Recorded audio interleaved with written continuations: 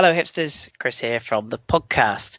Just hitting you up with a bit of information on our sponsors. We are very happy to say this season we are backed for the season by Kris and his team at 4elementswebdesign.co.uk. That's where you'll find them. You'll also find them on Twitter at 4elementsDES. What do 4Elements do? Well, if you're looking to build yourself the most hipsterish website possible, they are the guys for you. Branding, web design, marketing, video production, they're the four main elements, but they also look at so much more besides. Don't forget their tagline, beautiful websites, brands and strategic marketing solutions to take your business to the next level. Hit up Kris and his team, let them know that we sent you, and he might give you a little present. No promises, but what he will do is give you a fantastic website. So just a reminder, that is 4elementswebdesign.co.uk. And now, on with the show.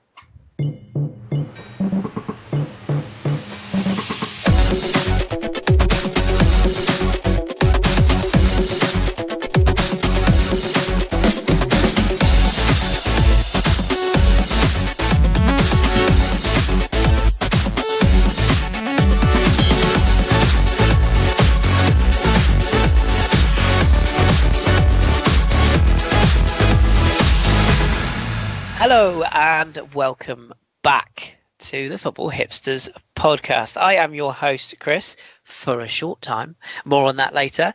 First of all, listeners, very, very, very big thanks to you all for sticking with us. It's been a while, hasn't it, boys and girls? We owe you all a big apology. Just when you thought it was safe to go back into the murky podcast waters, we have risen like Jaws the Revenge. We are back. We have had some scheduling issues. We've decided after careful consideration that we're basically just going to blame all of this on Josh. So I'll introduce Josh first of all. How do you plead, Josh? Welsh guilty. That's fine. Yeah. In a court of law, that stands up. Yeah, that's fine. No, it's all good. Yeah, I'm sorry, guys. It's my fault, but we're back. It's not all your fault, Josh. Just to put our listeners in the mix, I've had a promotion and change of job role. Josh, you're looking for... No, I've got mine now. I start in 2 weeks, so yeah, it's all a little bit mental. Fantastic. So congratulations to you. Congratulations to me. And it's just been a case of getting everyone together. Our friend Joel is out and about. He's all over the place at the moment. Ross is still fighting internet gremlins. But hopefully tonight we have got a few more people on. So we've also got the lovely Lana. How are you, Lana? I'm good, thank you. I still have the same job if anyone cares. Of course we care. Of course we care. The most important job you have is you're part of this team. So thank you for coming on. And hopefully on the end of the line from the darkest depths of Reading's internet, hopefully we've got Mr. Ross Bramble. Ross, are you there? Are you alive? Well, that's a good sign, isn't it? We can't hear anything from Ross. So hopefully Ross will join us in a bit. He's having a few internet issues. So fingers crossed he'll be here. Right, just to explain what we're going to do for this podcast, our first return. It's actually our first podcast. It's Christmas. Can you believe it? And we're into the second week of February. But we've done with apologies, so let's get on with it. What we're going to do, we're not going to recite all the games back since Christmas because, frankly, that would be nuts. So we're going to take it as if we've never been away and just look back at the weekend's action as usual. And then at around about sort of half an hour in, I'm going to hand the reins over to Josh as I have other work commitments myself this evening. So you only get to listen to me prattle on for about half an hour, you lucky listeners. And then Josh and Lana and hopefully Ross will take you through the weekend that was in England. And we've even got some of your lovely listeners' questions to answer as well. So thank you for sending those in. And again, big thanks for you for all sticking with us.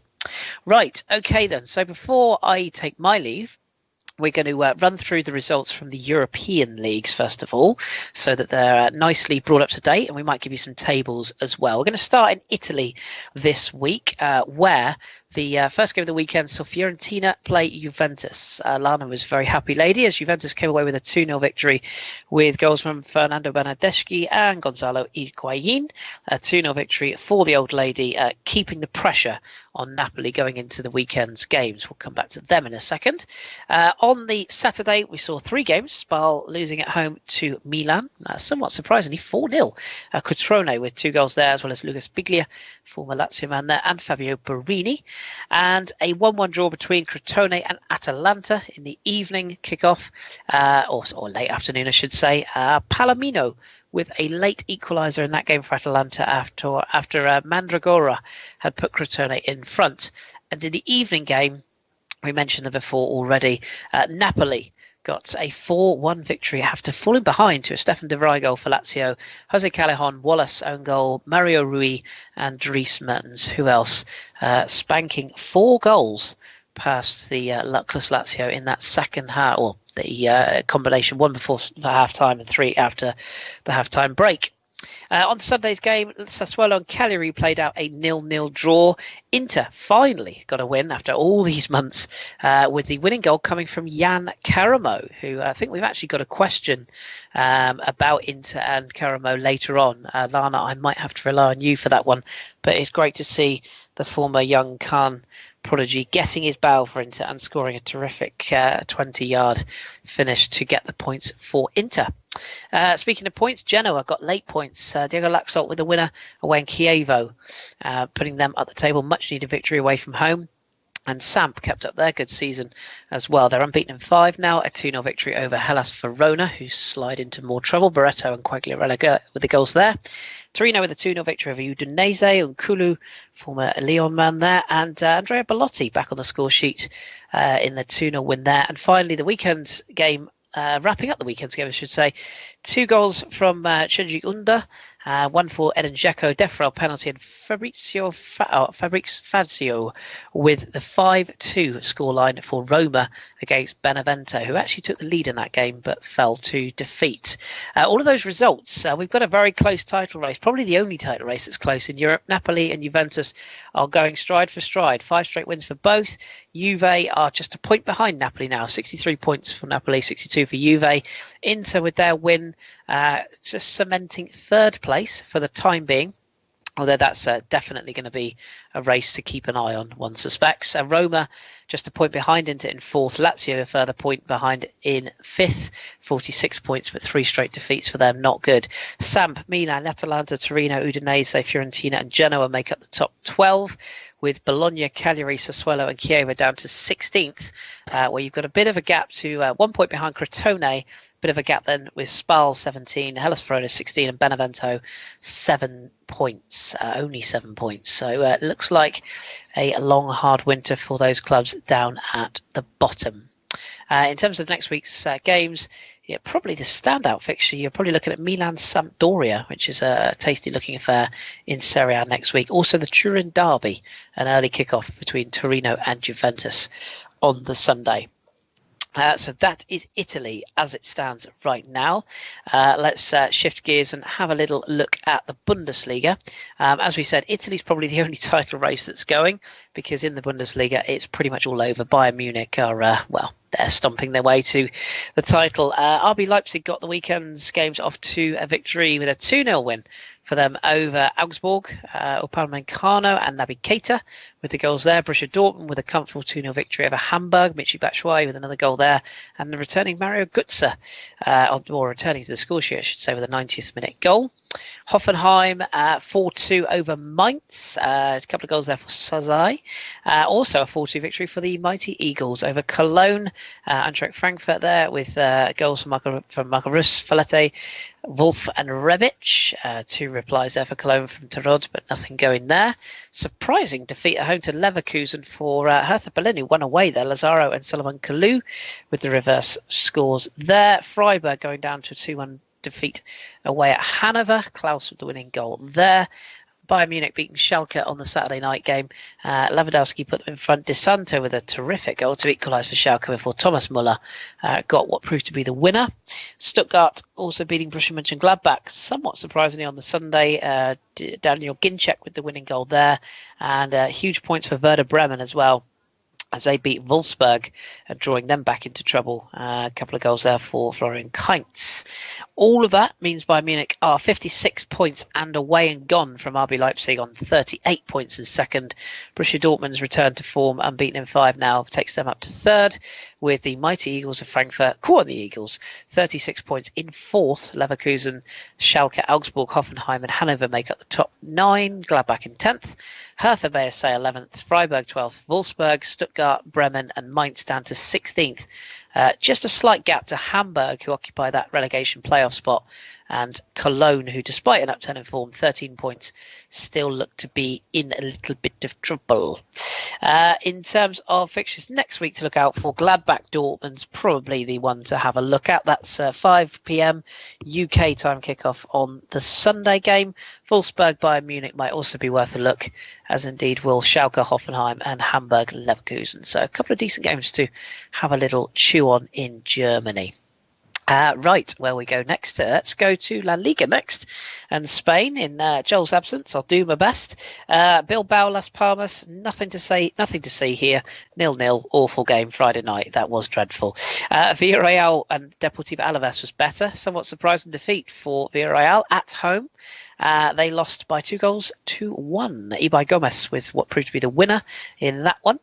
Atletico Madrid are back to their effervescent ways. 1-0, you know the drill. Anton Griezmann, first minute, only the 1-0 victory over Malaga. Eibar continuing a decent run of form for them, unbeaten in 4 now. 90th minute goal from Ramis, beating off Leganés. Real Madrid, beating Sociedad 5-2. Very impressive victory for them. Lucas Vázquez, Cristiano Ronaldo with a hat-trick, and Toni Kroos getting the goals there. Iraramendi scoring for Sociedad against his former club. Sevilla, 1-0 victory over Girona. Pablo Sarabia with the winning goal there. This is on the Sunday fixtures. Barcelona and Getafe. This was probably the surprising result of the weekend.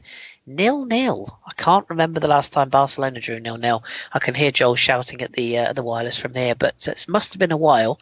Celta Vigo and Espanyol played out a terrific game on the Sunday as well. 2-2. Gomez with 2 goals for Vigo. Leo Baptista and Gerard Moreno with an 87th minute equaliser for the away side. And Valencia played out a terrific game as well. 3-1 victory over Levante. Santi Mina firing them in front. A minute later, Sergio Postigo equalised for Levante before Luciano Vietto and Dani Barrejo with a last-minute penalty, securing the points for Valencia. A much-needed win for them after 3 straight defeats. And tonight's game, time of recording, Monday the 12th, sees Deportivo La Coruña face Real Betis. Deportivo could do with the points, as they currently sit second bottom, with Malaga currently bottom. All the way at the top, though, you've got Barcelona, 7 points the gap from Atletico Madrid in second. Valencia a further 9 behind on 43, with Real Madrid still struggling to make Champions League as it stands, 42 points. They have got a cushion over Villarreal there in fifth on 37. Sevilla 36 and 6th, with Eibar, Vigo, Girona and Getafe down in the top 10, with Betis 11th, Leganés 12th, Athletic Bilbao 13th, Sociedad disappointingly 14th, Espanyol, Alaves, Levante, Las Palmas down to 18th place. Deportivo La Coruña, as we mentioned, and Malaga, as we mentioned, are the bottom 2. So that could, of course, all change with that result in Spain tonight. In terms of the games to look out for next week, Real Madrid will be looking to avenge their defeat at the Bernabeu to Real Betis as they travel to Betis next weekend. That's the 7:45 game on the Sunday. Atletico Madrid host Bilbao. That might be worth a watch. And Malaga Valencia as a Saturday night game also looks like a tasty affair. And if it's goals you're after, Las Palmas Sevilla. It's got goals written all over it. Sunday 12 o'clock. So get your money on 0-0. Now I've just said that.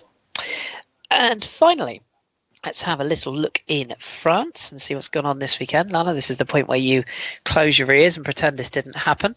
We'll get to that in a minute. The Friday night game saw an entertaining affair between Saint Etienne and Marseille with a 2-2 final result there. Florian Thauvin and Morgan Sanson with the goals for the away side, with Kevin Monin-Paquet and Robert Berich with the goals for St Etienne. 2-2 draw there. PSG 1-0 victors away at Toulouse, and Issa Diop unfortunate own goal in that one.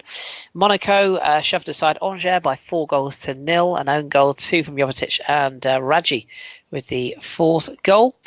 Bordeaux played out a terrifically entertaining game with Amiens on Saturday night. A 3-2 victory for Bordeaux. Kunje, Laraja and Kamano with the goals there. 2 late strikes from Amiens.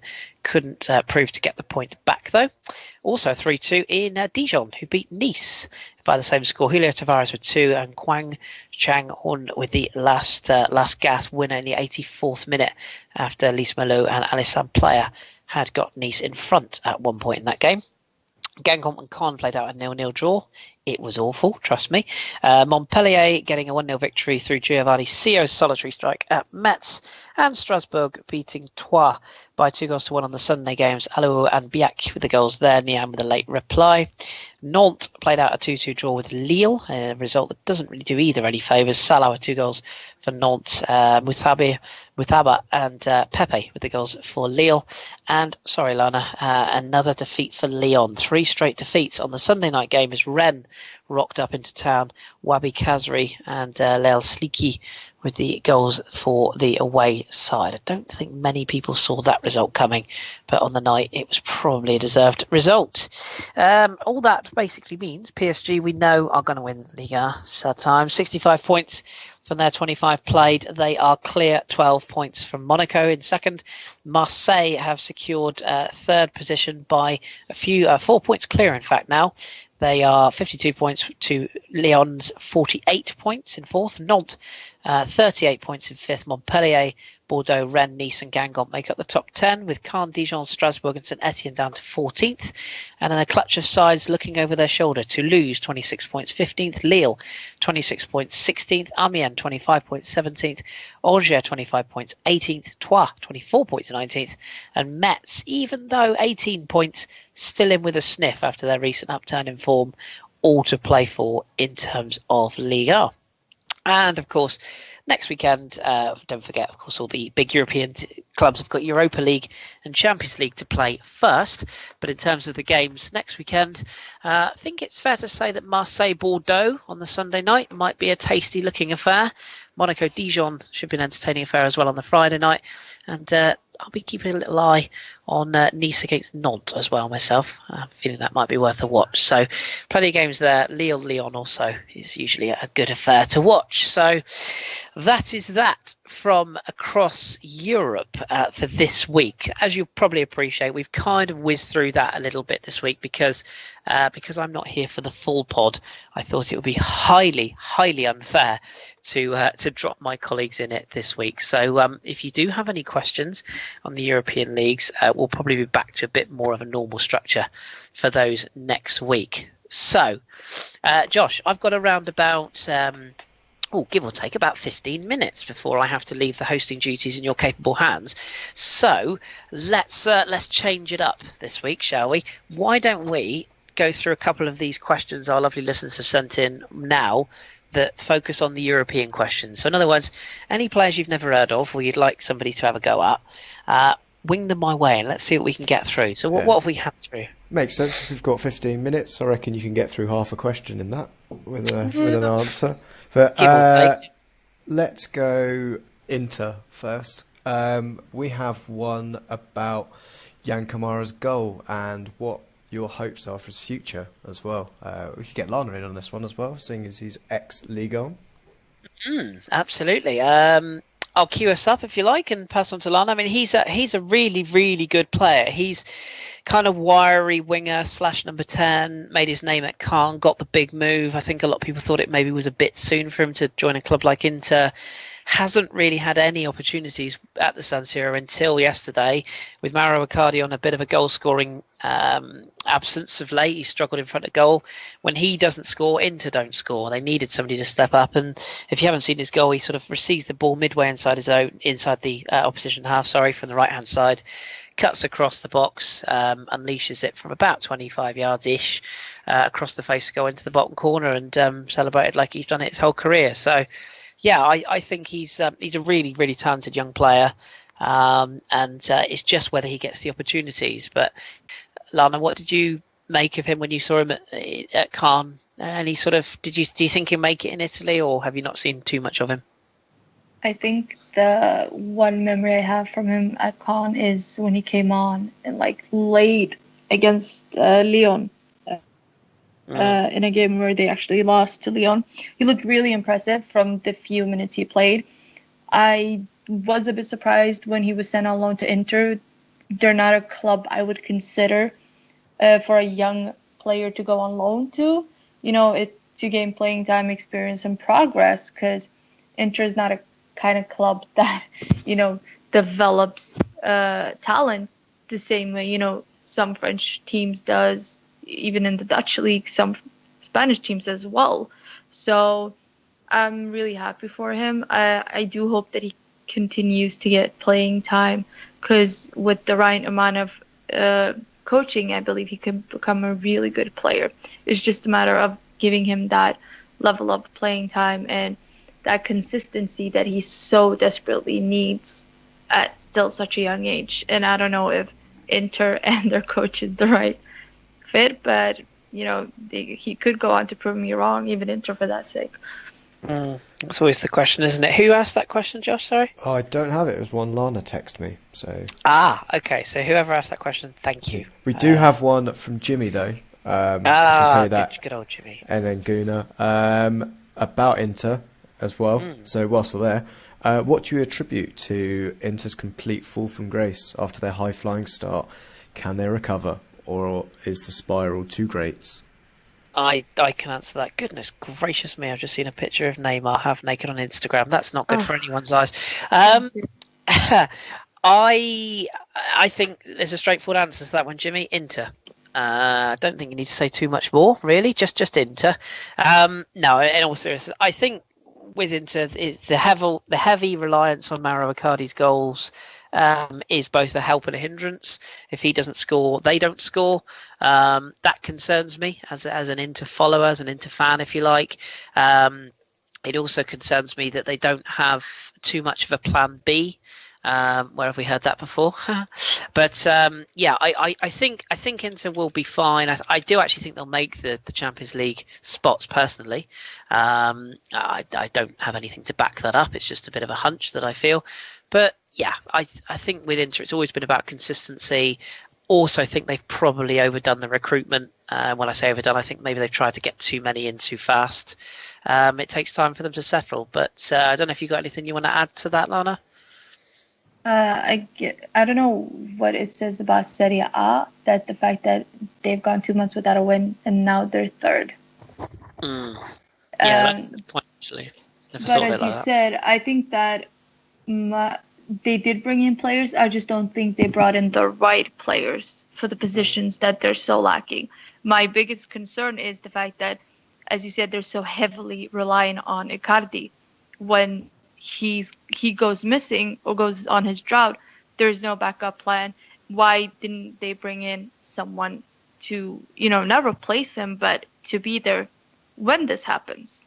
Since this is a club, their president has been going on and on about how they're, going to dominate Serie A and all that, but all they've done is become the laughingstock of Serie A, considering how they started and just now gone downhill.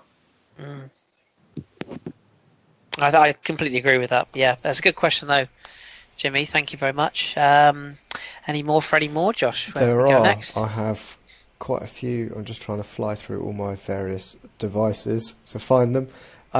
Let's go. Oh, Bundesliga, Kris. Oh, I'll try my best. Yep, I'm going to try my best as well. If you need anything on this, we have two players with basically the same name but backwards. Philipp Max, the Augsburg left back, and Max Philipp, the Dortmund striker. Do you see any of those being a dark horse to crack the German World Cup squad, or have they got quite a settled team? That's from our friend Kris H, isn't it? It is from Kris H. And thank you, Kris. I know you've emailed me a few times while we've been off air. I haven't forgotten you, so that's why we managed to get that one in tonight. So I think Philipp Max has a really good chance, because left back is not an area that is quite as competitive for Germany as the forward line is. That said, Maximilian Philipp, who since he signed for Dortmund, I think he came, was it Freiburg he signed from? I think it was. It's been outstanding, really has. In the absence of Aubameyang before he moved, and obviously the fallout went on with the patchy form of Zinchenko, not Zinchenko. What's his name? Oh goodness me, what's his name? The centre forward, Yarmolenko. Yarmolenko. I think he's I think he's got a chance. But if you look at someone like Mario Götze coming back to form and fitness as well, Marco Reus could be back to fitness as well.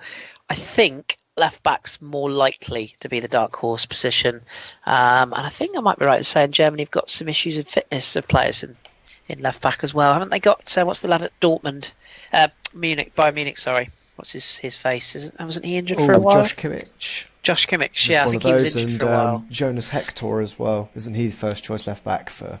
He's at Cologne, isn't he? He's at Cologne, yes. So yeah, I mean, it only takes 1 or 2 injuries, and yeah, there's every chance. So yeah, I think left back's a more likely situation for a dark horse myself. I think Germany are notoriously go quite light with their forwards as well. To World Cups, it's generally, it's a Müller, maybe a Mario Gomez, and then that's it. That's all they're taking, because the rest is just the midfield. Because when you've got that midfield, who needs strikers? Exactly. We have another question from Chris H, which I'll send towards Lana. Rabiot or Samsung? I would assume this is in the context of who is the better player, or if either have got a chance of going to the World Cup with France. You mean Morgan Sanson from Marseille? Yep. That would be the one. Difficult. Really difficult. If I'm going to think logic, I assume Deschamps is going to go with Rabiot. But then again, it's Deschamps, you never know. We all know that he's taking Sissoko. That's like his number one player. Morgan Sanson has been really good for Marseille this season, probably alongside Tovin and Gustavo been, one of their key players. I'm not sure whether he will get a spot in the World Cup squad. Do I think that he's going to get called up for the next international break? Perhaps. But knowing Deschamps, I know he's not going to experiment with call-ups now, so close to the World Cup. I think he has the squad he wants to take, minus a few surprises, with Toivonen and Fekir, Martial all being some of the players being called up. In midfield, it's so difficult to predict who he's going to call up. I do think he deserves one because he's been so good, but I highly doubt he's going to be in the World Cup going to Russia, unfortunately. Probably after the World Cup, we'll see a new generation coming through, and he could potentially be in one that goes to the Euros, but it's so far ahead that I'm sorry to say.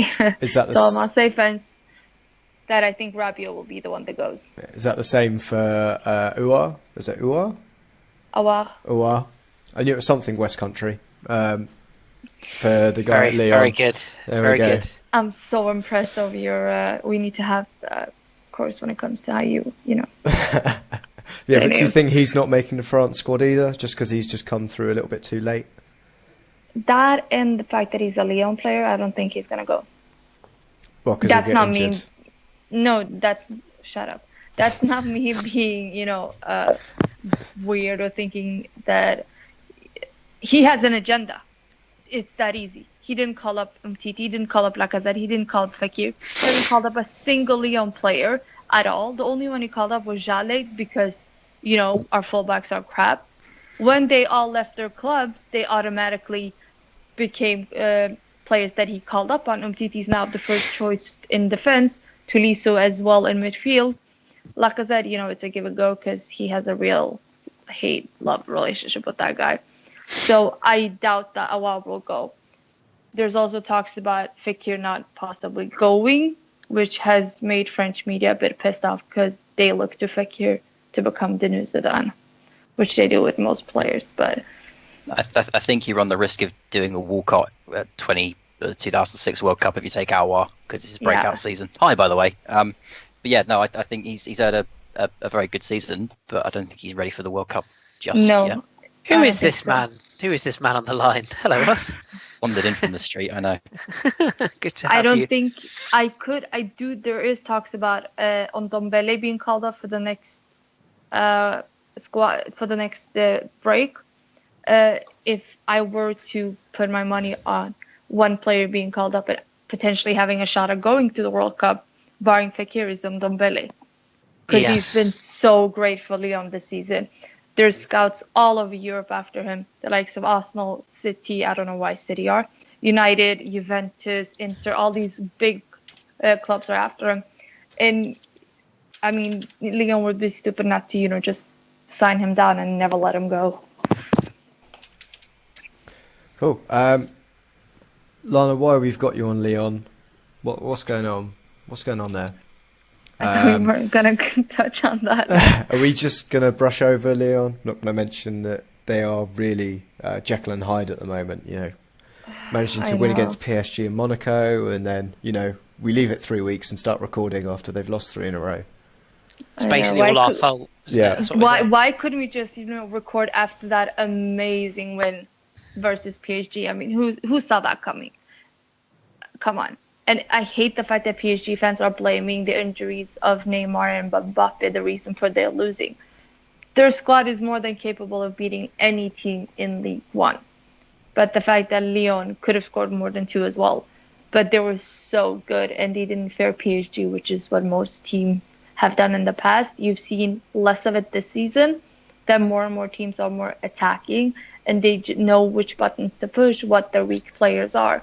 And I think we'll see more of that in the Champions League with the likes of Madrid, that they're more capable of exploiting their weaknesses compared to what teams in League One will.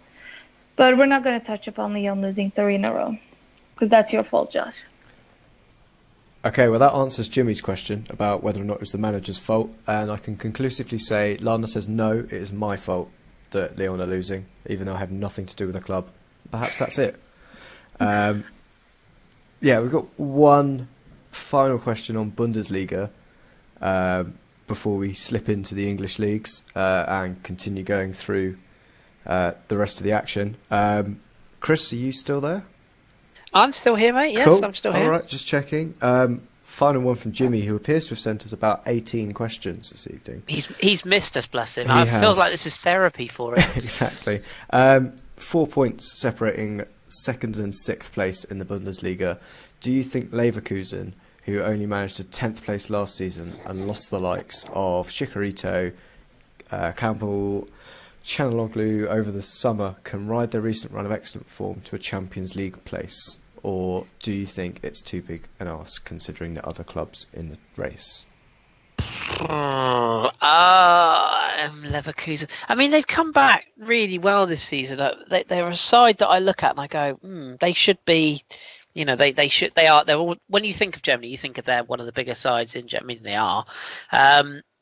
They're well placed. I mean, 35 points. When you look at it like that, you look at RB Leipzig on 38 points in second. A decent run of form would see Leverkusen up there. So, yeah, I think they've got every chance.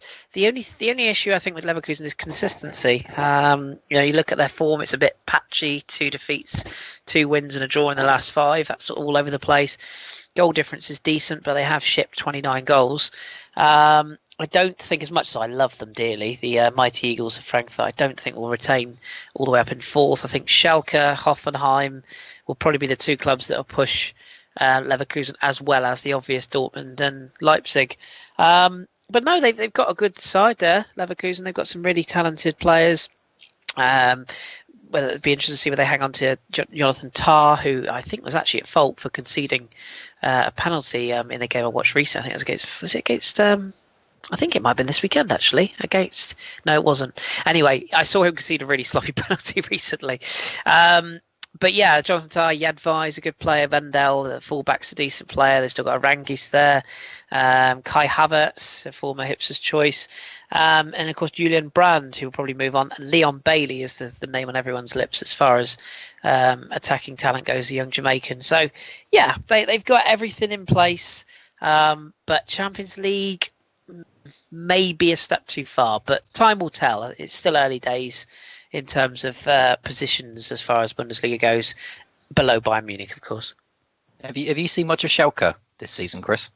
I'll be honest, Ross. I haven't seen nearly enough Bundesliga at all this season, due to various commitments elsewhere. But I've seen a bit of them. I did see them against Bayern Munich on Saturday evening. I actually thought they were reasonably impressive, to be honest with you. And they've got a player who Lana knows very well, whose blooming name escapes me. Former Nantes. How Lana, help me here. Jesus, it's been a long day. Where's he gone? Not Goretzka. Harit, the young player they got from Nantes. I think he's a player who's really sort of stepped up to the mark this season in terms of his performances. I think he surprised everyone. He really has, hasn't he? I don't think anyone really even expected him to start. You look at some of the other young players that have moved in France, like we mentioned, Karam earlier on, not getting game time at Inter. Napoli signed a lad from Bordeaux, whose name also escapes me. But he was always good for the national team. Well, the French, until he decided to represent Morocco. This is true. Yeah, this is true. I just didn't think he'd make quite as big an impact as he has, especially when you look at someone like Max Meyer, who steals the headlines, Goretzka, who's Bayern Munich bound. But I think Harit is a player who stepped forward a lot this season. So I don't know. I don't know whether I've been impressed or not, Ross, if I'm honest. But have you followed them much? Or were they the club you? I did an article the other week on Domenico Tedesco, who's the manager of Schalke. The manager. Yes. And I watched a lot of footage on the shape and the style and the positioning and that sort of thing. And I was hugely impressed with what he's done in the 12-ish months he's been there. Considering he's only just got this job in the Bundesliga after one season at the bottom club in the Bundesliga 2. I was really, really impressed with them. And the last time I saw the table, they were up in second. I think that was just just after the winter break. And I also really, really loved what they're doing currently with Max Meyer, who I think we all recognise as a very good attacking talent, but he's currently playing in a defensive midfield role where a team around him wins the ball back, they spray it to him immediately, and his movement off the ball is just so clever and so quick that it allows the attacking wingers to go forward and creates a lot of space for the team. So I've been really, really impressed with them. But as someone that doesn't get to watch a lot of football at the moment because my internet's terrible, I was wondering if there was any eagle-eye view of them. But no, if you've not seen enough of them, then we'll have to wait and see. But I think for anyone who is interested in the Bundesliga, I think Schalke are a fascinating team this season. But Ross, isn't that Max Meyer guy linked to Arsenal? I think I saw something about that today. Yeah, he's been linked in the papers the past couple of weeks, I think. Like I say, he's generally been played as an attacking midfielder, but what Tedesco's done is now has asked him to play in a holding role. So as soon as the team win the ball back, they pass it to him, and his first thought is not just to hack it long or play it back. His first thought is to find the pass forward, and because the team just bolts upfield so quickly with, I think it's Yarmolenko on one side, and De Santo for the ex-Wigan kid. Yep. They fly up down the wing so quickly that by the time Max Meyer's found himself a little pocket of space, he can ping a ball down the wing, and suddenly Schalke are in on the counter. So I mean, it's a small little change like that, but I really fell in love with the ideology that Tedesco's got going on at Schalke, and if people are watching the Bundesliga, I'd be fascinated to see or to hear their opinions on Schalke this season. There you go. I think we are. Well, the plan is we might try and get an old flame back on at some point. I've had a little chat with Drew recently and said if we can make it work, could we maybe get him to do us a little Bundesliga report? So stay tuned. We might be able to badger him on for half an hour one night and see if we can pick his brains on Schalke and all things German. So yes, stay tuned for that. Any more, Freddie Moore, Josh, before I leave you find people to have a little chat in my absence? I think we shall slide into England and go through the English questions after that. Does it make sense? But good stuff. We can always, if you want to hang around for one particular game, I believe from a message we got from Gage Reynolds, I think there was some snowfall in North London because he was just telling me it was white there. So I don't know what he's talking about there, but we can go through that game. If you like quickly, or you can exit stage right. I think I might just sort of dip out at this point, really, seeing as I have to talk about that again later as well myself. So I might just slide out there. I know Lana's got a few things that she wants to say in terms of this game and certain supporters of one of the clubs. So no, I think I'll let I think I'll let you guys do that, to be fair. So yeah, that's what I'm going to do. So what we'll do is we'll take a brief pause, and then I'll hand over to you, Josh, and we can go again. So thank you for you all coming on, and thank you for listening to me prattle on about Europe. And I'll leave you in Josh's capable hands, and we'll be back very shortly. Thanks, Kris. And yeah, now we're back into the English part of the game and last week's action. Let's start, as we did mention, uncomfortably for some of us, the North London derby, which saw Tottenham 1-0 winners, Harry Kane with the only goal of the game. Ross, as you have the least of a vested interest in this game from everyone on this panel, are you impressed with how Tottenham went about this, or do you think they were perhaps a bit sloppy in their attacking play? Great question. I wish I'd seen it so I could answer it better. But ultimately, from what I saw of it and what I heard of it, there's a lot of praise coming out of this game for Tottenham. All the fallout has been is the power shifting, and Tottenham are the best team outside of Manchester City and all this kind of stuff. So unfortunately, I didn't see the game, so I couldn't comment on the ins and outs of how they went about it. But Tottenham as a whole, I've been impressed with for a number of seasons now, and I know that most Arsenal fans, and I think everyone on this platform at the moment, would certainly tell me that there's no immediate power shift and that Tottenham need to start winning tournaments and getting some cups under their belt and all this sort of thing. But in terms of just visual display, I think Tottenham are one of the best teams to watch in the division. So it wouldn't surprise me if they were nice and lovely and slick in this game. If I'm being told, however, that they were uncomfortable and clunky, then unfortunately that may just come with a derby. It's a high stakes game, especially on a platform like Wembley, which I would imagine that Arsenal would have loved to have got the win on, considering the stature of that kind of ground. Yeah, absolutely. I would say uncomfortable, certainly, if you're an Arsenal fan. Would you agree there, Lana, that one team certainly turned up for this derby and the other one was just kind of sitting back and trying to go through the motions, but ultimately didn't have enough penetration? That sounded so wrong, but yeah, I agree. Arsenal just looked clueless, like they had no game plan whatsoever, which was, I wouldn't say a surprise, but at the same time semi-surprising, because I would expect Wenger to get this game of all games right, considering how it's such a huge game every season, with it being the derby and so much at stake as well. But the team, it's so easy to just blame one player, but I think collectively they just let down the fans. And it was so sad to see just how far the fans went after the game. With the abuse on certain players, and I don't know, I'm just still upset about the result and just everything, I suppose. I really expected them to turn up to the derby, because they usually do, and to see them just basically not care was sad in a way. Yeah, I think that was one of the more worrying things from the Arsenal point of view, especially after the result. May I ask a slightly provocative Arsenal question? You can indeed. Go ahead. We want to abuse you. Thank you. We have obviously missed the transfer window because we haven't been able to record, so we've not been able to talk yet about the mess you guys now have with your foray of attacking players.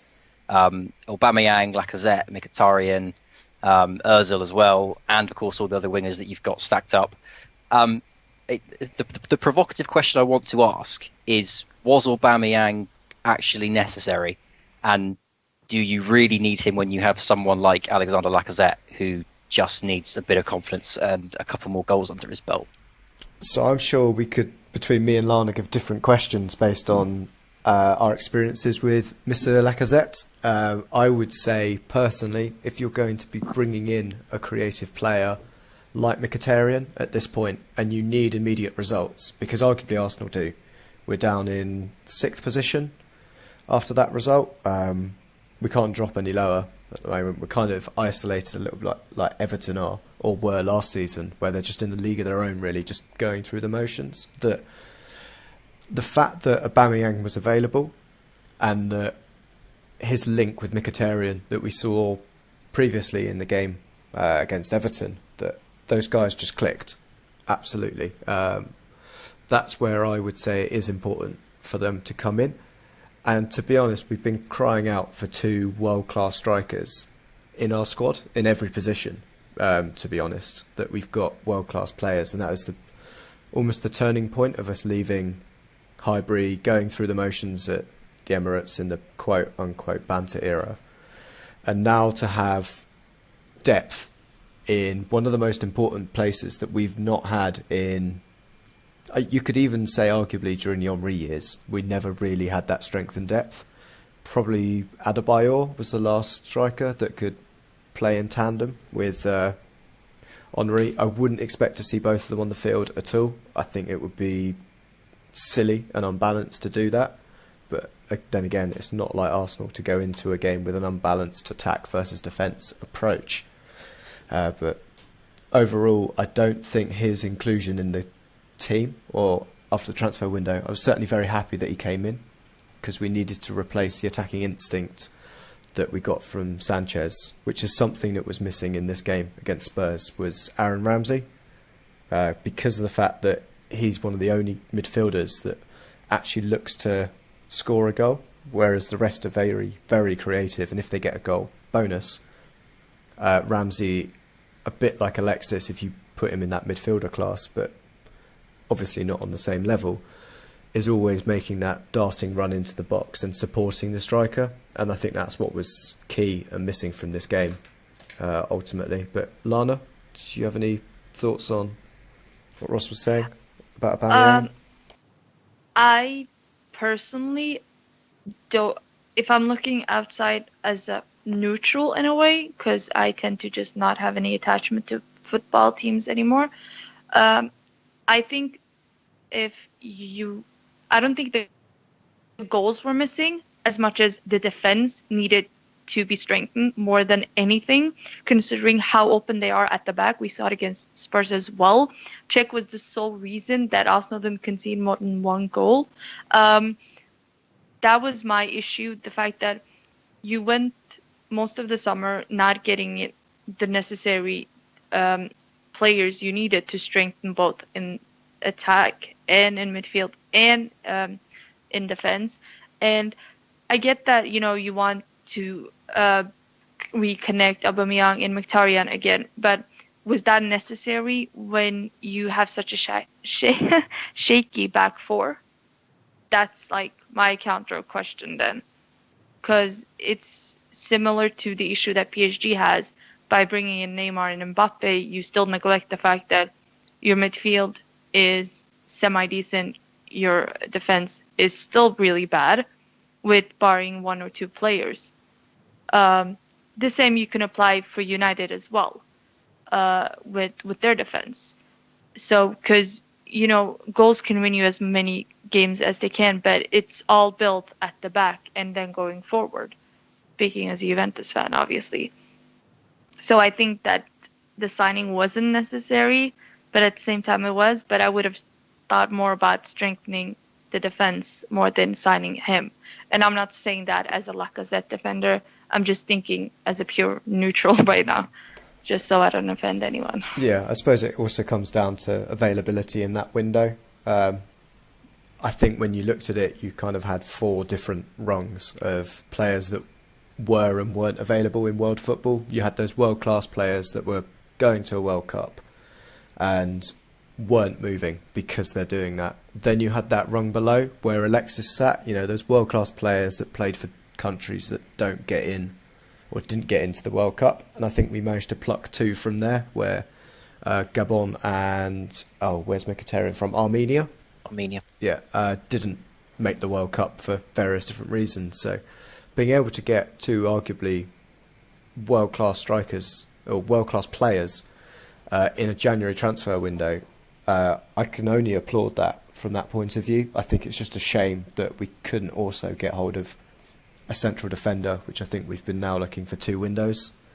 But then that money spent on Aubameyang could have been spent adding a bit more and gone and signed Laporte, who's not going to that World Cup, even if his country is.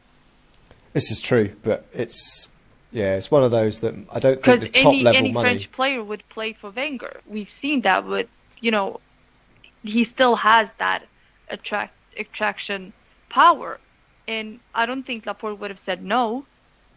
And the money is there. If you can pay 65 million for Aubameyang, add a 10 and go get Laporte. Because you desperately, as you said, have been searching for 2 windows.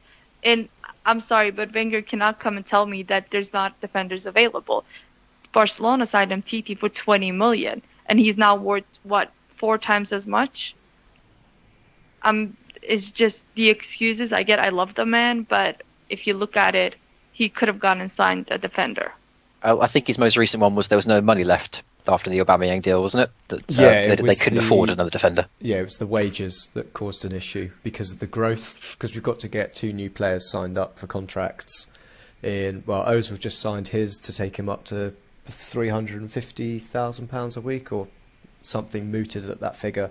Aaron Ramsey is also dropping into his last year of his contract. Jack Wilshere is in the last year of his contract and also needs an extension signed up. That we've got to keep that kind of nugget of wage to be available for these 2 contracts. That the problem with signing a player who, in Mesut Ozil, whose wage is by far and away the biggest, is everybody else wants a little bit more because they're, Mesut Ozil's great, but I'm not, 200 grand worse than Mesut Ozil in the case of someone like Aaron Ramsey. So I think that's the problem there, that we've also got to try and get our own house in order before trying to bring more in.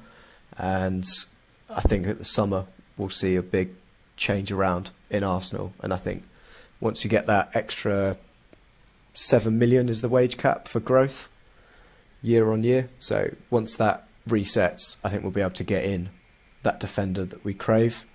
I also think the type of defender we're looking for is slightly different to a Laporte or an MTT. I think we're looking for someone a little bit different in a Johnny Evans or a who's the other one that's been mooted? Lewis Dunk has been mooted as well.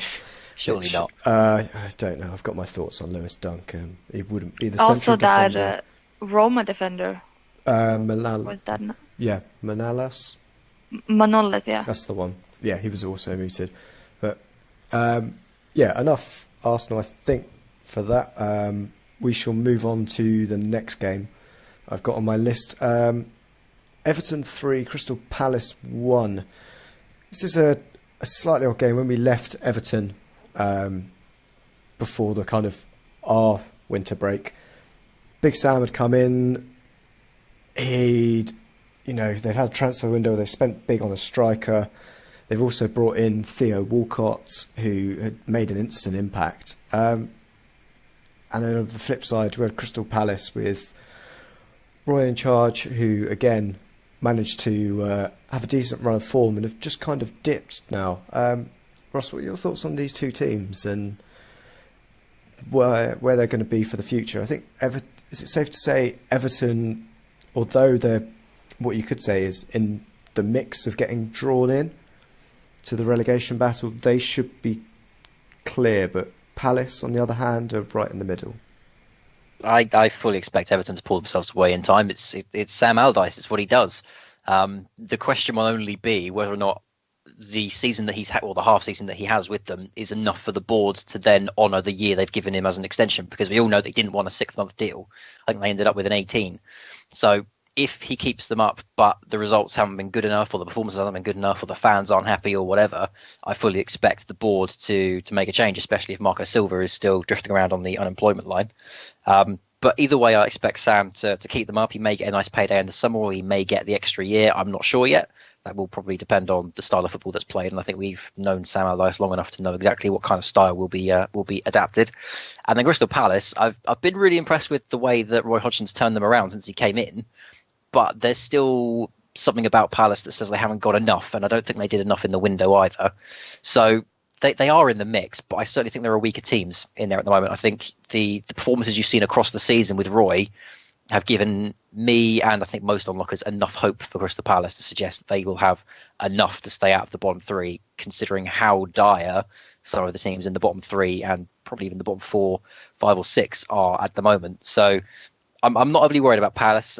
As a fan of a team that is in this relegation fight, I don't look at Palace as one of our nearer rivals. I've always said you've only got to be better than 3 teams to stay out of the bottom 3, and I just think that Palace are better than at least 3 teams below them at the moment.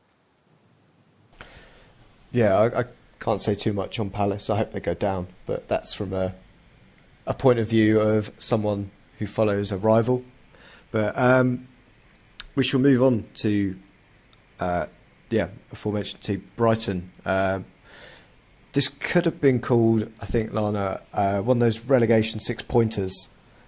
Stoke are pretty much consistently been staying down in the bottom 3 for a while now. They brought in Paul Lambert, a manager that I know me and Ross have seen a lot of across the lower leagues, and questioned that appointment. But they were unlucky not to get all 3 points here, with a fantastic last-minute save from Matt Ryan of a Charlie Adam penalty.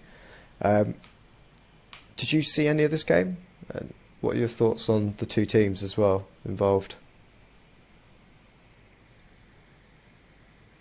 I did not see the game, but I don't like Stoke at all due to history and everything that's happened. So my joy when they get relegated would be very, very high, and it would probably be a big, karma from Aaron Ramsey. I haven't paid much attention to the lower teams. I'm sure Ross might have more to say than I do, but I'm sure he's going to agree with me that he hopes that Stoke gets relegated. I think Josh is saving me for the misery that is the Southampton talk that's coming in a minute. Oh, I was going to go to Swansea next, but yes, you were going to come with we can talk about Swansea because I'm all about Swansea at the moment. If I have to cover Lyon, then you have to cover We'll get to Southampton, don't worry. It's a Sunday evening fixture, but we're still firmly in Saturday at the moment. But let's go and talk Carlos Carvajal. I think he was appointed just before we broke up. I think it was just after. Is it Boxing Day or something? He got sacked on Boxing Day and then hired 3 days later, or something silly like that. Yeah, so he must have been off at that point. But what a turnaround from him! I did not expect him to make such a difference. But Ross, you may say otherwise.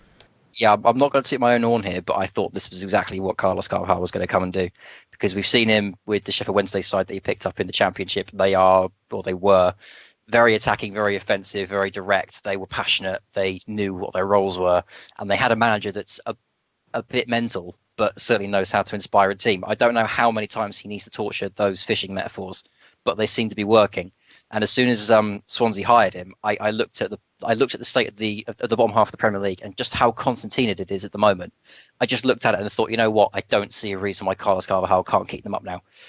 So I was really worried that he would get the Swans ticking, and he certainly has at the moment. They are the only team at the moment who are unbeaten in 5, who are currently in this relegation fight. So I am worried as a Southampton fan. I am worried about the current wave of momentum that the Swans are on, because this appointment has come at the perfect time, and I think it's a manager that suits the players they've got there as well. So I thought it was an excellent appointment at the time, and it's proving to it at the moment. But they're not out of the woods yet. 27 points. They're only a point out of the relegation zone.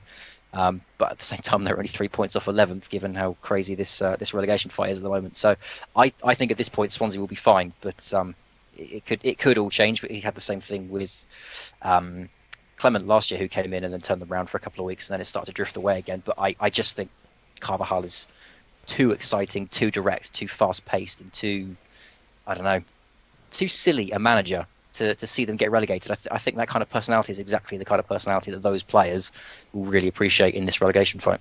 Yeah, so 2 wins against Liverpool and Arsenal in that run as well since he's come in. Just really show what he's managed to do there and make Swansea's home ground almost a fortress again, because I think when they first came up they were really great and it kind of dropped off since then. Another game involving actually quickly before we go there, Burnley. Do you think they've got to 36 points a little too quick and they were all on the beach? They are in relegation form right now, aren't they? They are indeed. They have not had a win in at least 5 games, and all of the early promise they had just seems to have dropped away. Up in 7th position on -3 goal difference. Kind of tells you what's happened with Burnley, that the goals have just dried up. Let's quickly move to West Ham Watford. 2-0 win for West Ham and David Moyes. They had an interesting transfer window. I think we would say for West Ham. I think Moyes was looking to get a few more players in, but seemed quite static with the squad overall. Do you see Ross, West Ham as one of the relegation rivals, or do you think that they've pulled off enough and you think Moyes has got what they're doing? Because they're level on points now with Watford. Yeah, I think at this point they do have enough. I think they are one of the teams that have a manager and a squad that will dig in their heels and just get the points they need. I think we'd all be a little surprised to see David Moyes' West Ham stay up, because I think everyone kind of wrote them off as soon as he took the job. But you can't argue with the results. They've certainly had a turnaround. They're up to 12th now. And I think even if accidentally, one of the nice things they did do in the transfer window, quote unquote nice anyway, was they did kind of treat it a bit like a Shark Tank, and they said, all right, you're all on the list, and we're going to try and sell you all and bring new people in if you don't turn this around. And then suddenly Javier Hernandez is back on the score sheet, and Arnautovic is linking up well with him, and it just seems to have been a good scare for West Ham. And now they seem like a team that aren't blowing people away, but are digging in enough and have enough quality up front to just nip in the goal they need when they need it. So I'm not overly worried about West Ham at the moment. It would still be nice to drag them back in, because we need as many bodies in this as we can, from a biased point of view, of course. But at the same time, I think at this point in the season, given how long he's had there at the moment and the results they've had since he's been in there, I think West Ham will at this point be fine. Cool. Lana, I'm going to come for you for the next one. We saw Manchester City ride out 5-1 winners against Leicester. Raheem Sterling with the first goal, Jamie Vardy with the response, and then some guy called Aguero turning up and hitting 4 against them. Talk to me about Man City. Last time we spoke, they were the new Invincibles. Liverpool said otherwise, but after that, they've managed to go on a run of 3 wins and a draw. Is there any point looking past them for Championship, and are we just looking at Champions League now for what they can do in that? I think it's pretty set that they're going to win the league, barring any total meltdown. But you never know with the Premier League; it has its surprises. I think their next big test will be the Champions League. I just hope that they don't suffer the same way Bayern did under Guardiola, when they basically had won the league in February and they sort of stopped showing up in the league, which also resulted in them going out in the Champions League, which could happen if they don't take it seriously both in the league and in the Champions League. You never know, but I do have a feeling that Guardiola might just go and play a lesser team in the leagues going forward, and hoping to keep the strongest team for the Champions League. It could end up, being genius, but it could also cost them. But I think that now going forward, if they manage to qualify to the next round, they could potentially be one of the favorites to win the Champions League. But it remains to be seen who they play next. My hope is that I hope they play PSG, because it would be so fun. They are the 2 favorites to win it. What's the thoughts on the Pep Guardiola tackle revolution, by the way? Well, according to Chiellini, he's ruined football. So I can't disagree with the man, but I'm very biased on Pep Guardiola. I'm happy that we're now talking about it. Let's put it that way. I know Arsenal fans are trying to say we've been saying this for years, and to be fair, we have. We've had some awful runs with broken legs and various other impact injuries. But if someone is now going to start taking a serious look at it, and I think we're in the midst of perhaps seeing a refereeing revolution with the likes of VAR coming in and a bit more scrutiny coming in on referees' actual performances. I don't think there was any crying out on awful ones, to be honest, from the weekend, but we have seen some really, really poor refereeing decisions across most of this season that I would say at least it's now getting highlighted and it's getting the coverage it should have got all those years ago. And yeah, just from that 5 point, years later. it's good for the game that it's occurring, but perhaps some people might be a little bit bitter that now it's only becoming because it's Pep and he's the darling of the media. But at least my only angst with it at the moment is the way it's presented, because at the moment it's presented as preserving Manchester City's prettiness, which is not the right banner to be rallying people beneath. If you want to reform tackling and you want to bring in retrospective action for tackles like the ones we've seen throw in on Manchester City players, I'm all for it. But what I don't appreciate at the moment is this perception of, oh, it's only happening to us, and the media presenting it as Manchester City complaining about the tackles on them. Great, reform tackling, let's make the game a little safer. But at the same time, this idea at the moment that seems to be coming out of the Etihad, which is just we need to be looked after, I think is the wrong message to be portraying at the moment. Absolutely. Especially since Wenger's been saying it for years. He still blames the British football for the way Diaby's career ended. I would say on top of that, that it's very dangerous to link a team to receiving bad tackles, because whenever they then put one in on someone, which the likes of Fernandinho is very happy to put a reducer in on someone if they're through in on goal, that it kind of lessens the argument, and we need to have a look at it holistically, just as the league as a whole, rather than looking at one team that receives bad tackles. I think we saw the same with how Tottenham are getting labelled as a team full of divers. Well, in the Arsenal game, they were on their best behaviour, so it got highlighted and they stopped it. But I think we did still see diving in other parts. Chris Smalling was in on the act once we get to that game in a second, but with a dive against Newcastle, that I think it needs to be looked at as a league as a whole, because that's how you stamp these kind of things out, if you pardon the pun. I think one of the other issues is that there is a danger of over-policing it, because they always say that the safest place to live is in a police state, but you still live in a police state, and I am slightly worried that if you are going to marshal tackling to the point where retrospective action could be taken against the tackle that, yes, was dangerous but wasn't meant in that way, or it was because of momentum or whatever it may be, I'm cautious of handing out bans for every single thing. And the growing opinion that's certainly developed since I've started watching football is that football is not as rough and tumble as it used to be, and it's getting softer, etc.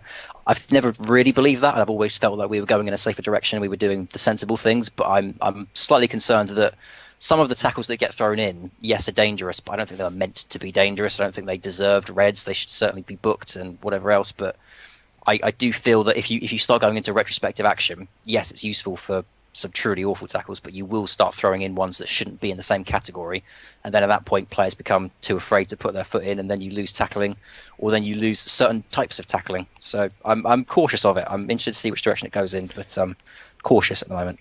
Do you think that we'll see a slightly different course of action once VAR comes in? Do you think that these tackles would get more action on the field rather than...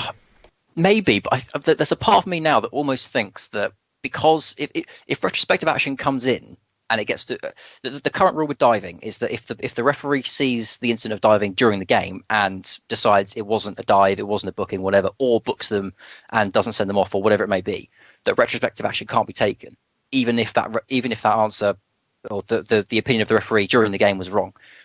My concern is you end up with something similar to that with tackling, but also that if a referee doesn't know, they may feign that they don't know, in the knowledge that it will be retrospectively looked at and the right decision will be made anyway. I get the feeling that as much as technology is going to help, there will be some that use it as a get out clause, because I think we've already seen it with some instance with VAR, where the referees have gone to VAR when they didn't really need to, and it's slowed games down and done damage to the flow of the game, etc. But this is why we do trials. This is exactly why we do trials, so we can see these kinds of errors and then amend them. So I'm fully up for whatever comes next with tackling, but you have to keep open eyes about it. Of course, I want the game to be safe, and of course I want people to have their legs broken.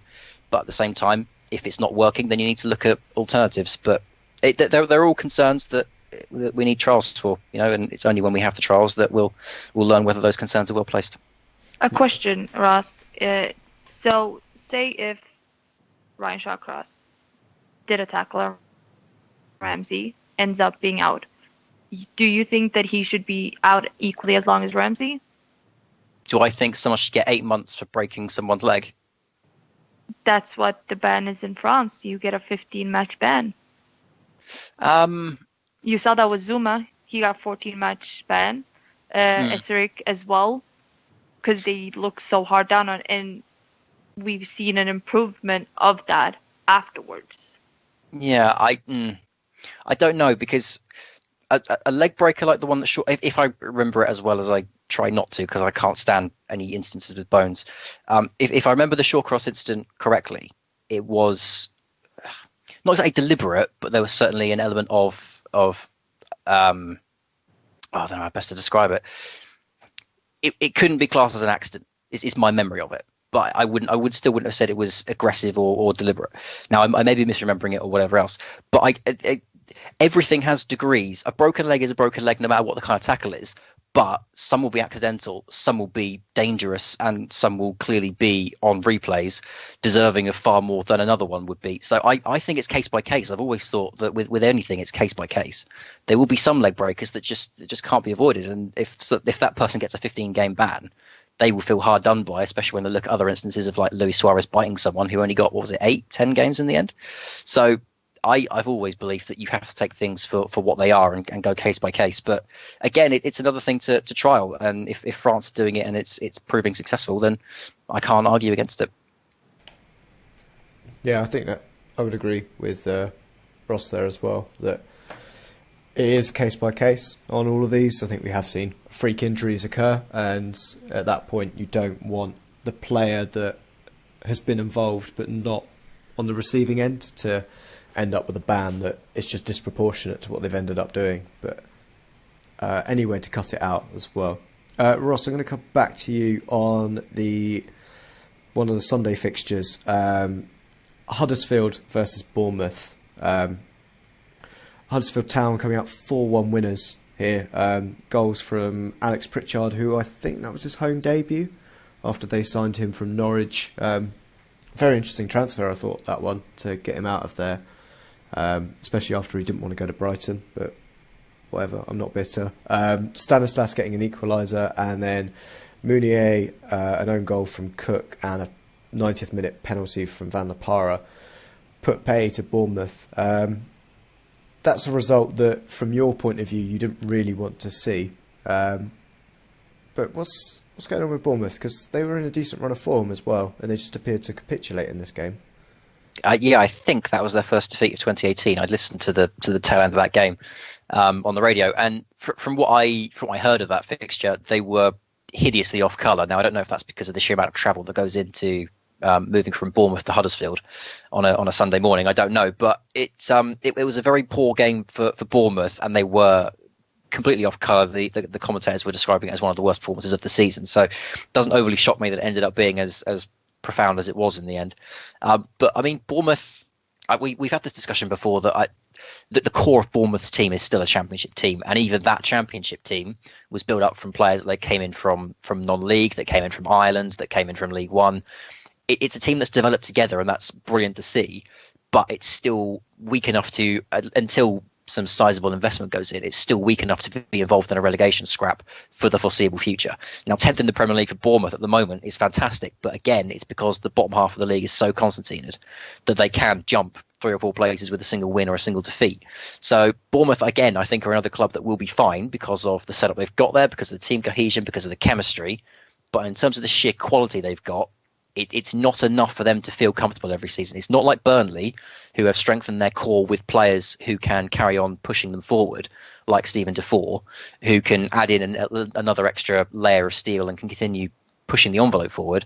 With Bournemouth, the only one they've really done that with is Jermaine Defoe. Now, you could count Nathan Ake in there, but Nathan Ake is still only, 22, 23, and wasn't really all that established when he first went there. So Jermaine Defoe is the only real move that Bournemouth have made to say, right, this is who we are. Now we're going to bring in someone of better quality to push us forward, and that just hasn't worked. So I don't have any fears for Bournemouth, but they are a team that, until they start breaking the mold a bit on their transfers and start investing in players that can really push them on to the next level, they will be involved in these kinds of mid-table to relegation scraps for the foreseeable, I think. Yeah, they do look like one that this season you think they'll be okay, but next season, jury's out for me at the moment. I think depending on what occurs in the summer and how well everyone else is strengthened, they could be in for a long old season next year. But Lana, we shall go now to the aforementioned Newcastle Man United game. A Benitez masterclass here. Matt Ritchie with the only goal of the game. 1-0 after 65 minutes. Paul Pogba was the man who got a lot of criticisms. One Alexis Sanchez also somehow contrived to miss an open goal that would have given Man U the lead. What's gone wrong with Pogba? He's a man that you've seen a lot of, but taken off again in a game by Jose, which we've seen across this kind of hiatus that we've had. He looked like on the bench he was missing the black and white of Juve. Well, yeah, I mean, at Juve, he had others covering for him, so of course he was missing us. But before I was getting certain fans angry, I had a talk with a friend who's actually a United fan today, and he's the same age as Pogba, and he wasn't really that happy with him, because I agree with him, because you come to a certain age where it's expected of you to start performing and actually giving back, which we haven't seen with Pogba at all. I mean, if you look at the likes of Tolisso, Rabiot, and all these French players who are, fighting for a spot in that French squad, who have done more to improve their game over the last year than Pogba has since he left Juventus. And it's about, he needs to start stepping up, and he still has yet to go on a consistent run of games, both for club and for country. He's never had a consistent game for France. I think it's been one game where he was man of the match. Barring that, he's never looked impressive for France. And I don't know whether it's the pressure of performing when it comes to the price tag, coming to the pressure from his country, but I am not impressed with him at all. And this comes from someone who loves him, who's followed him from the very start, who has hyped him up to be, become the next big thing. But I just don't see it. And my biggest concern is that the talent is there, but will it amount to something, or will he just, stall and be stuck, basically? Much like Varane, who, the talent is there to become one of the best defenders in the world, but it looks like he's gone backwards rather than going forward. And Mourinho is not someone who brings out the best in a player. And my biggest concern going forward as well was the move a right decision by him, or should he have stayed at Juve under Allegri and, become a much better player than he is now? So what's the best way to put this? Is the problem Mourinho? Is it the manager that he's under that doesn't really know how to use a player like him? Or is it the fact that he's gone back to his old club? He's back at Man United. He's linked back with players that he's not really seen in 3 or 4 seasons since he's been away in Turin. And he's kind of regressed into, one of the lads just messing around. You get that from the looks of, his relationship with Jesse Lingard, an old friend that they came through the ranks together. And perhaps he's kind of regressed mentally.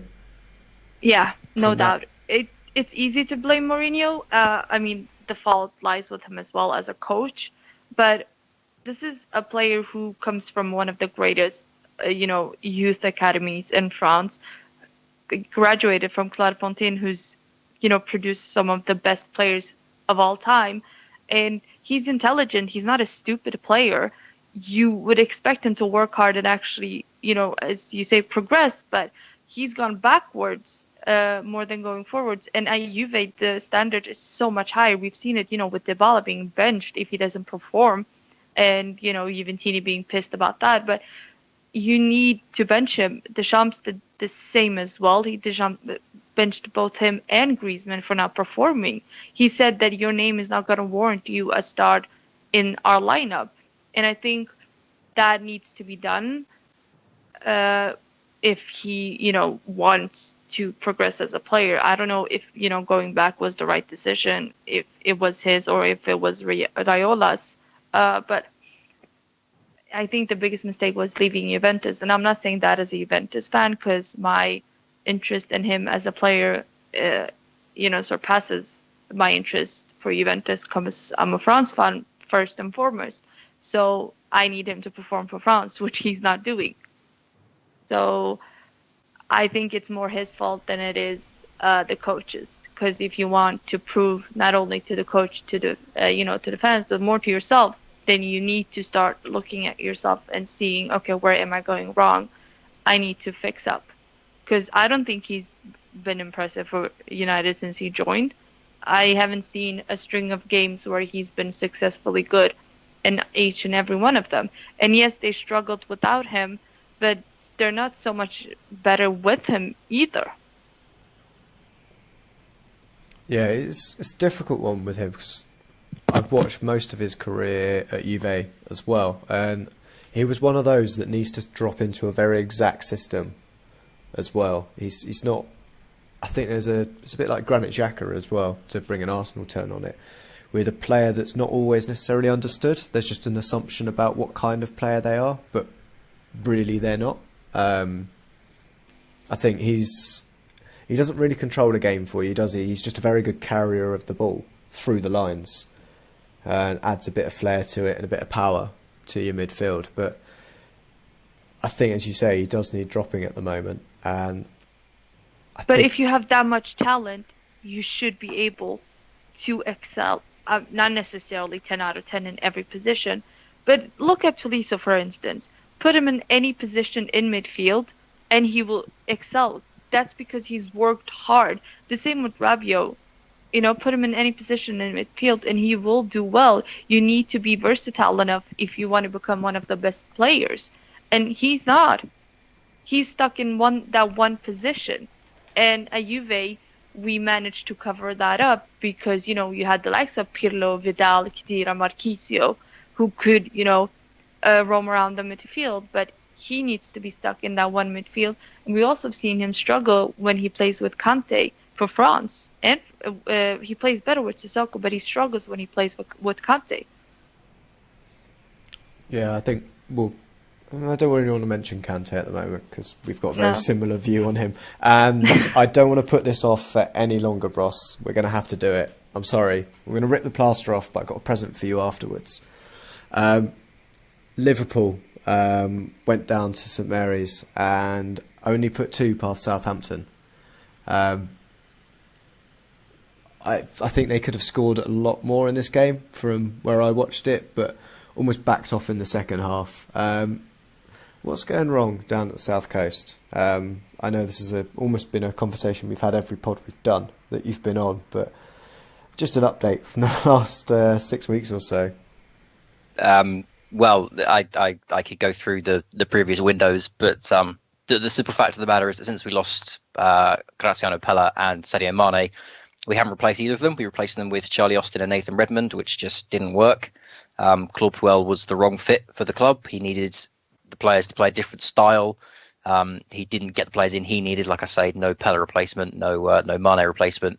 He preferred to play a quick and lethal striker through the middle, so he tried Nathan Redmond there, and that was just a bad move all around. So obviously Claude Puel gets the sack and deserved to go. He was the wrong choice for us. I don't care how well he's doing at Leicester now. He's clearly found a good club there, but he was the wrong man for us. We then go into a summer where we have to then replace not only the manager, but also have to go out and buy our Graziano Pella and Sadio Mane replacement, and we don't do it. What we end up with is Maurizio Pellegrino, who I don't rate anymore. When we were first linked to him, I was relatively excited and thought he was a decent enough appointment. Defensive coach, but is still very tactically aware and can put a team out to attack. But I've seen little to no evidence of attacking understanding from him since he's been here. Realistically speaking, the chance to remove him and swap him for someone else has passed. If you look at the teams inside the bottom 10, I think there's only four or five clubs that haven't changed their managers. One's Bournemouth, one's Southampton, and the others are the three teams that came up. So that's five. Every other team in the bottom half has changed their manager at some point this season. Now, the teams that haven't, Bournemouth are never going to sack Eddie Howe because they're just so interwoven. The three teams that came up shouldn't really be sacking the manager that brought them up because they all did very well last season. And then there's us, who have regressed down the league, have now found ourselves in 18th position, were bottom of the league a couple of weeks back, and have still steadfastly refused to sack Mauricio Pellegrino. We currently have a board that didn't really do the business that we needed to see done during the window. We brought in Carrillo from Monaco, who I don't think is the direct Graziano Pella replacement that we need, but is still a target man and needs time to adjust. But hopefully he can do the job for us. But again, he needs a tricky winger like a Sadio Mane to come in alongside him, and we don't have that at the moment. The deal for Theo Walcott fell apart. The deal for Quincy Promes fell apart.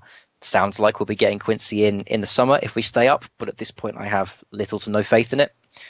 If you did watch the Southampton game on the weekend against Liverpool, you will have seen that in the first half we actually had a bit of fight about us. I think the opening goal did knock a bit of stuffing out of us, but we had a couple of chances, didn't play too badly, certainly grew into the game.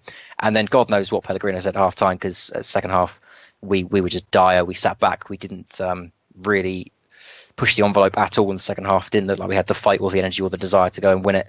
The best thing I can say about us now is we do have a nice little run of fixtures coming up. We've got West Brom in the Cup next week, which could see us into the quarterfinals of the FA Cup. And then we've got quite a few teams around us. I think Stoke are in there, Swansea, Newcastle, West Ham. No, not Watford. There's another team in there that I've forgotten as well. But we've got a nice... Brighton, there you go. Yeah.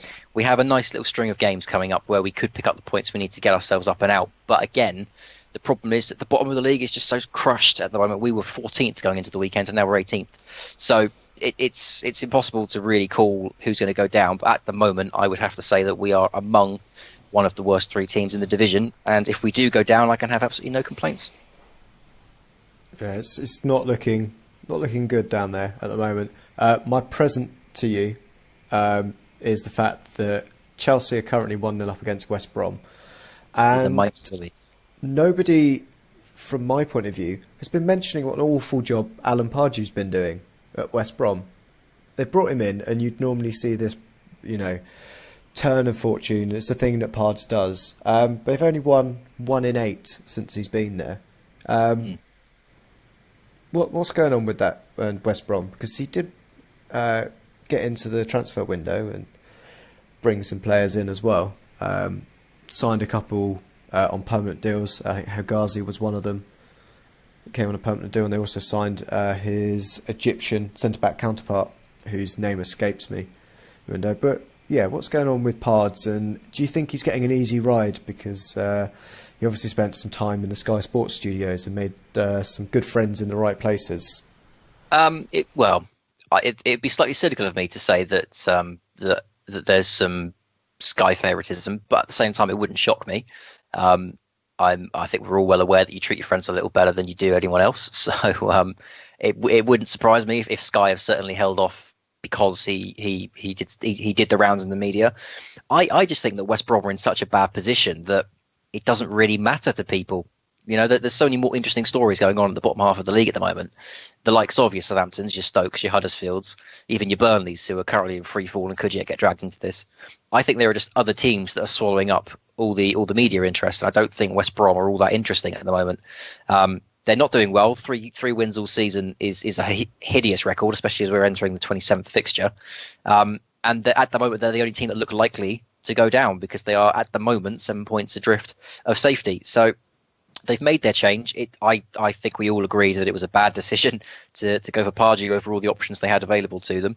But at the same time, they've made their bed. Now they've got to lie in it. And I think, honestly, at this point in his career, the Championship would be the right level for Alan Pardew. But at the same time, I've never been his biggest fan. I think we all know my running joke about his little notepad and what the hell he writes in it. So I can't fully explain what hasn't clicked for West Brom. I can tell you that the current situation with Jay Rodriguez and the allegations of racism certainly will not help if he's going to be out for any length of time.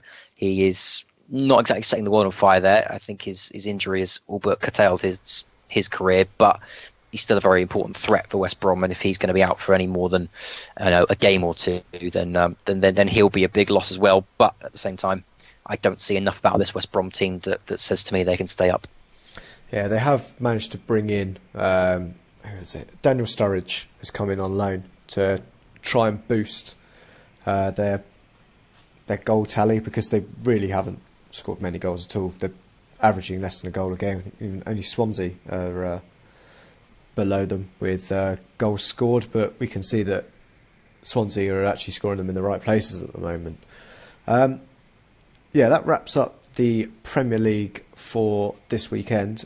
We do have a couple of Premier League questions, if I can quickly find them. Yeah, Lana, quick question for you. It seems that this is from friend Gage Reynolds. It seems that no one barring Man City is safe in terms of the top four. Which three clubs do you think will end up in those places for the Champions League? United, Spurs, and I am 50-50 about Arsenal, Liverpool. I'm just hoping that Wenger pulls out some magic and, takes those idiots to top four, unless he goes on to win the Europa League, which I don't think he will, considering there's some pretty good teams in Europa League, and I doubt he takes it seriously. Yeah, we should see with that one. Ross, do you have a thought on the top four minus Man City? The top four minus Man City, so we're looking at second to fourth. Man United, I suspect, will probably get it. I still don't believe they've been awful this season. I just think they've been completely outclassed by Man City. Liverpool, I suspect, will get there. And I think Tottenham will do it. I think Tottenham have got a lot more going for them than Chelsea do. And I think Arsenal are too far cut adrift. So, yeah, for me, I think the top four stays as it is. Maybe varying order, but I think it'll be City, United, Liverpool and Spurs. Yeah, I think I have to agree. I don't see Arsenal getting in there. And Chelsea are on the ropes at the moment. I think it is between Chelsea and Liverpool for who drops out of that top four race. I think Spurs are a little bit too stable at the moment for that. But that rounds up Premier League and questions on the Premier League. And we should dip quickly into the rest of the EFL. Ross, we'll start this one actually with another question. Wolves, top of the Championship, 71 points. That puts them, with some quick maths, 12 points clear, off the top of my head, of Aston Villa. How do you think, because we were going to assume they're going up, how do you think they're going to cope in the Premier League? On current form, I think they'll do just fine in the Premier League. I think they'll acclimatise quite quickly. I think they've certainly got the money and the connections to go out and buy the players they're going to need. I think the management at Wolves is ambitious enough to say, thanks lads for getting us up, but you're not needed anymore, and they'll throw out the dead wood. And you look at some of the players they've got there already, like Ruben Neves and Diogo Jota and all the rest of them. They've got more than enough there at the moment to stay up, and they've certainly got an attacking formation that's solid enough at the back to withstand some of the pressures of the teams that are going to be surviving in the Premier League this season. So I think Wolves will be a big danger next season, much like Sheffield United are in the Championship this year. I think they'll go up, and I think they will catch people off guard who don't watch the EFL, because they have just been so good, arguably the best Championship team I've ever seen. They will be one to watch next season, and it would not surprise me to see them sneak somewhere inside the top 10, given how bogged down the middle of the table and the lower end of the Premier League table has been for the past two seasons. So I love the look of Wolves in the Championship. I suspect they will spend well in the summer, and I suspect they will be more than safe next season. Cool. One other team I wanted to talk about would be Leeds United. I don't think people would be too surprised if we said that they changed their manager between the gap we've had between podcasts. The thing that might surprise them is the fact we've not been here for 6 weeks. Paul Heckingbottom has come in from Barnsley, if I'm right in saying that one. Yep. How do you think he's going to get on? Because there's a bit of controversy that he's left them in the first place. I think Barnsley fans and the club weren't particularly happy that he's left them at this time. But he signed a rolling contract about 3 or 4 days before he moved to Leeds, so it's caused a bit of angst amongst the Barnsley fans. Yeah, absolutely. He's come in there. They're middle of the table, which in the Championship can mean nothing really. 44 points, but they're on a run of 5 without a win, 4 of those being losses. Do you think he can turn them around? And do you think they're only 8 points off promotion? With the promotion spots currently being taken up by Derby, Cardiff, Fulham and Bristol City. Do you think they've still got a chance? It's about this time where a team does look to make a run into the playoff positions. Are they the one? Not for me. I don't think so. I think Paul Heckingbottom is a very interesting appointment, because what you normally do at this stage of a season is you go for a manager that's been there and done that in this division and has got the experience that can quickly rally a team together. And Heckingbottom's experience was mainly in keeping Barnsley in the division last season. Now, it has to be caveated that when he took over at Barnsley, they were in the bottom of the League One table. And then by the time the season ended, they'd won the Johnson's Paint Trophy and they'd gone up through the playoffs at Wembley. So he certainly turned them around in record time, but that was League One. And in the Championship, his Barnsley side have struggled to push themselves on up the divisions. They're currently in the relegation zones in the Championship, and they deserve to be there because they just don't score enough. Now, can he do it again for Leeds? Of course he could, but it's a big step up. It's a step that reminds me of Gary Rowell when he left Burton Albion and went to Birmingham City. But the difference, I think, here is that Heckingbottom's time in the Championship so far has given me little to no indication that he's going to be able to turn this Leeds side into a tour de force this season. I think he could do it with a summer or two behind him, but I don't think at this point there's enough about him to say that they're going to be the team to make the charge, especially when you've got someone like Preston, who've got Alex Neil in charge, who knows this division. You've got Sheffield United still, you've got Middlesbrough now, got Tony Pulis in charge. I think there's bigger and better candidates for the role of the team that takes on the half-season charge. I don't think Leeds at the moment have got the right balance or chemistry about them to make that push. Yeah, I'm not sure on that one either, to be honest. I think we've got some other... They've certainly got the players. Yeah. They've got an excellent squad. But as you said, the Championship, it is a case of a team trying to get together a good batch of results. And yeah, from what I've heard from my Middlesbrough supporting friend in my current office, I should say now, they look like the team that are going to be pushing for promotion.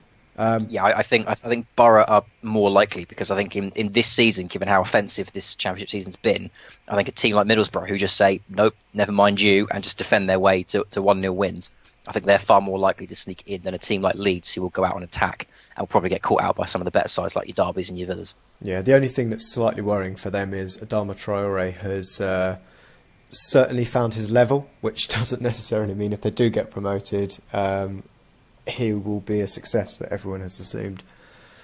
I think Lana has just told me that Sturridge has walked off injured, so I'm sorry, West Brom fans. I have now managed to jinx you in the course of a podcast for him being your saviour. One last team that I know Ross, you wanted to go through before we wrap up. MK Dons. Talk to me. Yes, so the MK Dons, they parted ways with their manager, Robbie Nielsen, last week, I think, end of January.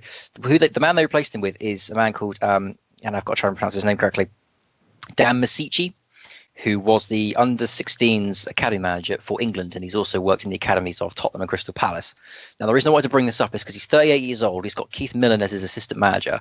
That is one of the most interesting appointments I can remember from a very long time. I don't want to say it reminds me of the current German philosophy of bringing in managers that have gone through their various schools and degrees and whatever else. But there is a certain level of, this is our equivalent of the Domenico Tedesco or Julian Nagelsmann, because he's got all this experience in the youth academies. He's also got quite a few master's degrees in managing and in football. So he's a very interesting appointment. I don't know how I think it's going to go yet. But with a guy like Callum Britton there at fullback, who's a young defender who I rate really, really highly, I think he'll be of interest to a lot of Premier League sides in a season or two's time. And he's brought in a couple of loan players like Josh Tyman, who came in on loan from Stoke, who we know from his days at Hull, and Ike Ugbu, I think is his name, the Chelsea striker. He's come in as well. They're clearly going to be moving towards a more youth orientated side at the Dons. So I'm really interested to see how that one goes. He may end up getting them relegated this season yet because they've been in absolutely no form whatsoever. But if he does manage to keep that, and even if he doesn't, keeps his job, I'll be really fascinated to see how he does. The only caveat I can add to that is in terms of most interesting managerial appointments in League One, Misici is going to be up there, but Oxford could yet usurp him because they have been linked with and have spoken to, among others, David Unsworth, Frank Lampard, and the current favourite is Sol Campbell. So I'll be fascinated to see how Oxford do as well. But from a purely hipster standpoint, the Milton Keynes Dons are one to watch, and Dan Misici, who is 38 years old, could be a manager to watch, even if he goes down in flames. I'm really interested to see how he does at Milton Keynes. Yeah, there's one interesting thing as well.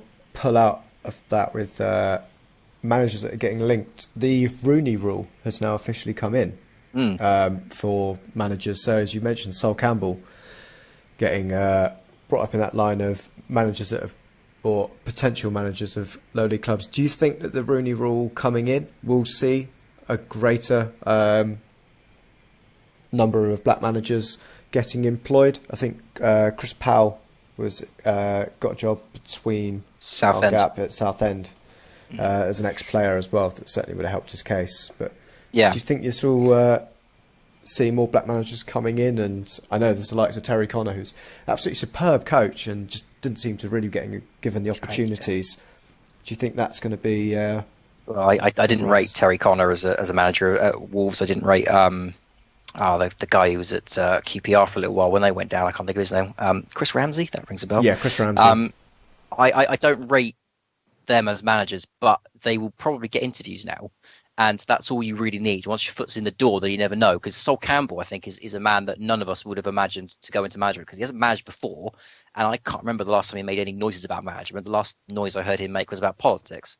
So if Sol Campbell has benefited from the Rooney rule and is now favourite for the job, then absolutely it should be enough to at least open the door, and then you just never know. If he ends up getting that job, it will probably be because of the Rooney rule, because who on earth thought Sol Campbell was going to go for that job in the first place? So yeah, I can't say I disagree with it. Hopefully it at least opens the door and provides the opportunity for more ethnic managers to come in and get these kinds of positions. But ultimately, I think clubs will just want the best man for the job. I don't think it matters the colour of anyone's skin when it comes to the top end of football management. So yeah, it'd be nice to see this discrepancy closed, as it were. But you just never know, really. If Sol Campbell does end up taking the Oxford job, then I suspect we'll all look at it as a direct link to the Rooney rule, and we'll celebrate what it's done for him this time.